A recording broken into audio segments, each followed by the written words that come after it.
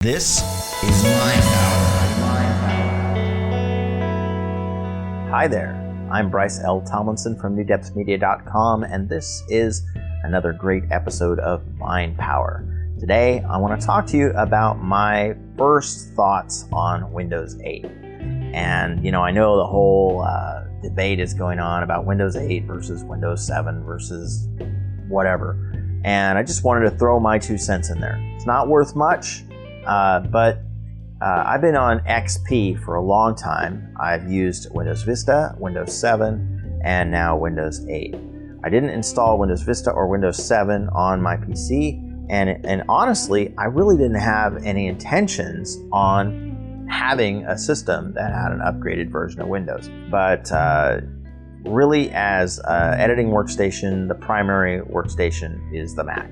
But I wanted to have a backup workstation, and since Adobe Creative Cloud allows you to install on 2 computers, I wanted to have it installed on the PC.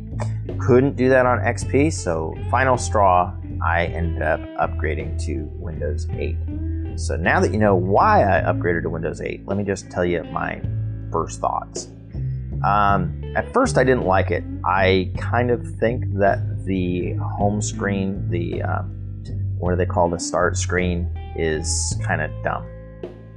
Some of the apps for it are just totally ridiculous. The videos app, the music app, completely pointless in my opinion. They're really cut down. One of the things that I don't like about most of the apps in the start screen is that they don't exit. There's no like a exit thing.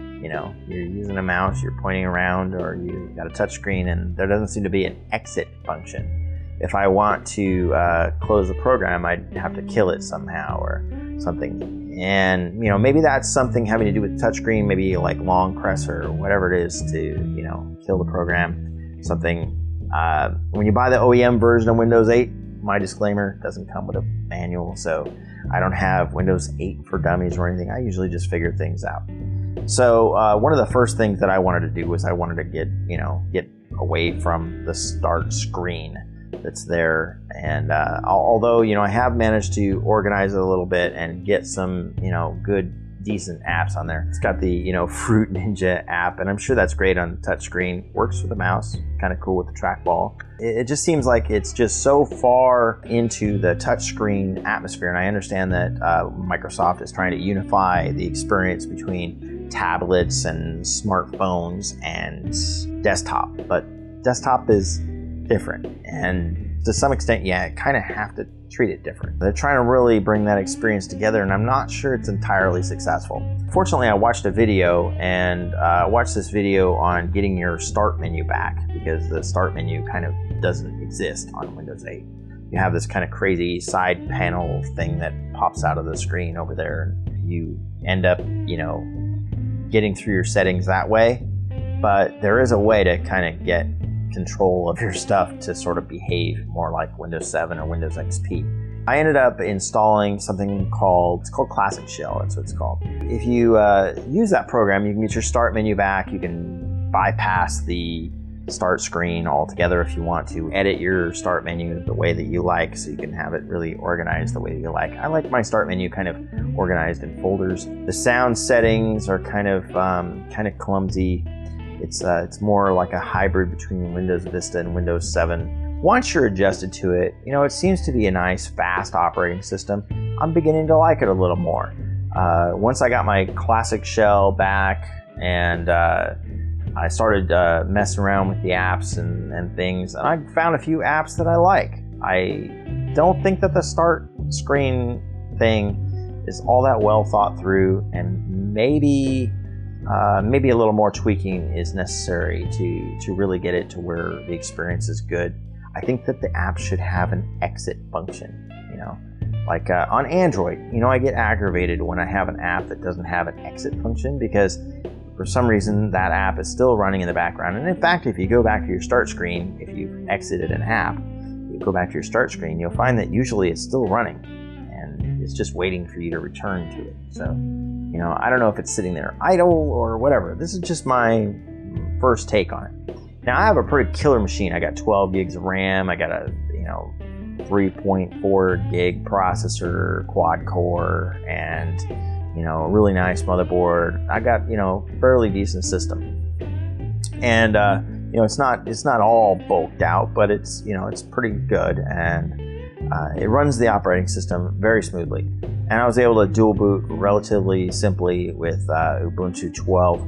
So I have another operating system I can go to, but some of the programs that I haven't run into a lot of compatibility issues with some of my older programs, but some of them just plain don't work. A lot of my old games that I decided to run, they don't work on it at all. But I did find a solution for most of that, and that is that the old Microsoft Virtual Machine, they've pretty much, I don't know, it doesn't work with Windows 8. So what I did was I switched up to VirtualBox, and VirtualBox works on both the Mac and the PC, and it will work with the old VHD files from the virtual machine. And I was able to virtualize my old XP machine. And so now I have, my virtualized XP machine on my Windows 8 system, and it pretty much runs all my old stuff pretty much flawlessly. So if I have something that won't run in Windows 8, I can always run it in that operating system, and I can run that operating system virtualized through the network in the Mac operating system. So, it's kind of cool just being able to do that. Running like a Commodore 64 emulator on a virtualized PC over the network on the Mac. I guess I'm nerdier than most people. My first thoughts on Windows 8 is, at first I was like, I'm not gonna like this thing. I got it running with Adobe Premiere. Seemed to be working pretty flawlessly. Once I got a few of the things kind of switched around and tweaked the way I wanted them, I felt a lot more comfortable. I actually kind of like it, and I don't think I'm going to have any problems adjusting to it in the future. And I think that if you give it a chance, if you look at it, even if you're a hardcore XP or God forbid 98 or ME fan or something like that, if you desperately needed to update for a long time, find some things that you like on it and run with those. Tweak a few of the things, get your start menu back, and eventually you can transition into using the start screen more as the apps become more robust, as Windows Update seems to fix a few of the vulnerability issues and some of the problematic things that we don't like. I think that you'll grow to like it more, and I think it's worth the money. I mean, it's certainly, Microsoft charges more for an operating system and Apple charges more for the hardware. But anyway, I think it's worth it, and I kind of like the operating system now. And I think that I'm not a fanboy of either the Mac operating system or the PC or any of that stuff. But I kind of like Windows 8 now. I hope that it gets better. I think that with a few tweaks here and there, I think you're going to tweak every kind of operating system that you get if you're like me and fussy. You're probably going to tweak it to your liking anyway. And once you do that, I think you're going to like it. One of the things that helped me have a lot more peace of mind, as I saw in that video where I learned about Classic Shell, was a site called ninite.com. And I'll just kind of drop that right there on the screen, ninite.com. And with that site, you can go on there and you can download all these apps, and basically you just check the box and you can hover your mouse over it and check out the devices that you like. Anyway, I'll get into a video more about ninite.com here in the near future. But I'll leave this about Windows 8. I like it. I hope that I like it more in the future. It was really hard for me to adjust at first, but I think given it time, if you like Windows, I think that you'll grow to like Windows 8, just the same as I did. Anyway, I hope you find this helpful. If you have any questions or comments, please make sure you leave them in the comments section down below. If you like this video, click the thumbs up button. And I hope that you join us on the MindPower009.info Facebook page. Ask any kind of questions you like. Engage with some of the posts that I have there. I post all my videos on there as well. And I hope that I see you soon. Talk to you later. Bye-bye.